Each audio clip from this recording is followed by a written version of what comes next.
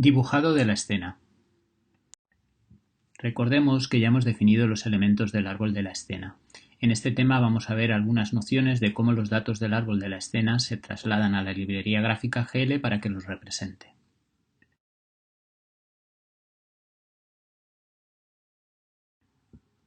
Vamos a partir de nuestra escena formada por modelos 3D, cámaras y luces y queremos representarla en pantalla utilizando la librería GL. Como ya sabemos, la escena tiene forma de árbol, en el que los nodos nos permiten estructurar la forma del árbol y posicionar y orientar las entidades a través de las transformaciones. Las entidades, por su parte, contienen todos los datos geométricos correspondientes a cada entidad, es decir, en el caso de entidades de tipo luz, tenemos intensidad y tipo de luz. En el caso de entidades de tipo cámara, mantenemos datos de tipo de proyección. Y en el caso de las entidades de tipo de modelo, sobre todo tenemos datos geométricos de coordenadas de vértices, normales y texturas. Lo que queremos es representar en pantalla la escena utilizando la librería GL, es decir, queremos ejecutar el pipeline 3D de GL con los datos de nuestra escena. Recordemos que el pipeline 3D está formado por diferentes etapas programadas en forma de shaders y que estos shaders manejan dos tipos de parámetros. Por un lado los uniform, que contienen datos generales de toda la escena, y por otro los attributes, que contienen los datos geométricos concretos de cada vértice de cada modelo de la escena. Las preguntas que nos planteamos son: ¿tenemos todos estos datos que necesitamos en el árbol de la escena? La respuesta es sí, lo tenemos. Y la segunda pregunta, ¿dónde se encuentran? Eso es lo que vamos a ver a continuación.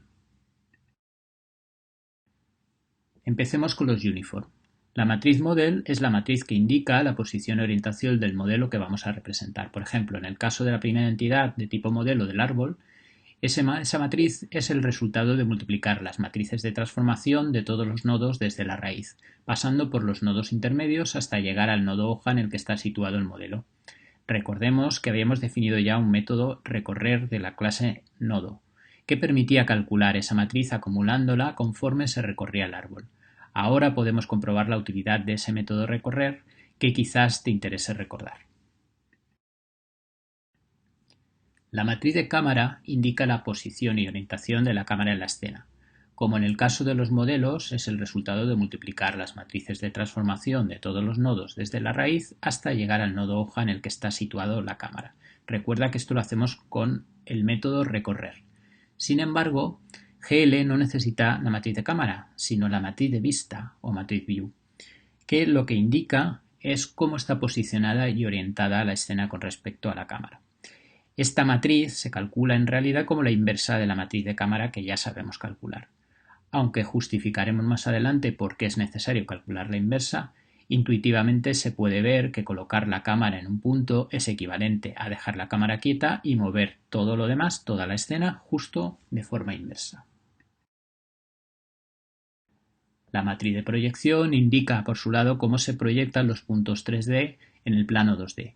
Ya sabemos que hay proyecciones paralelas y perspectivas, y que la matriz de proyección la tenemos almacenada en la entidad de tipo cámara. El último conjunto de uniforms que necesita el pipeline se refiere a la luz y a los materiales. La matriz de luz nos indica la posición y orientación de la luz de la escena o de varias luces si las hubiera. Como en el caso de los modelos y de las cámaras, es el resultado de multiplicar las matrices de transformación de todos los nodos desde la raíz hasta llegar al nodo hoja en el que está situado la luz. De nuevo os recuerdo que esto lo hacemos con el método recorrer de cada nodo. Además, necesitaremos otros datos como la intensidad de luz y su tipo, almacenados en la entidad de tipo luz, y también los materiales del modelo que vamos a representar, almacenados en la entidad de tipo modelo. Por último, necesitamos los datos geométricos de cada vértice. Recordemos que estos datos conforman los attributes que el pipeline 3D necesita. Estos datos son las coordenadas de cada vértice del modelo junto con las normales y las coordenadas de textura. Todos estos datos, recordemos que están almacenados en las entidades de tipo modelo que tenemos en la escena. En definitiva, todos los datos que necesitamos están en el árbol de la escena. Esto es una buena noticia porque casi podemos dibujar ya y tener un motor gráfico mínimo con unos poquitos pasos más. En próximos vídeos veremos con detalle cómo ir obteniendo cada uno de estos pasos.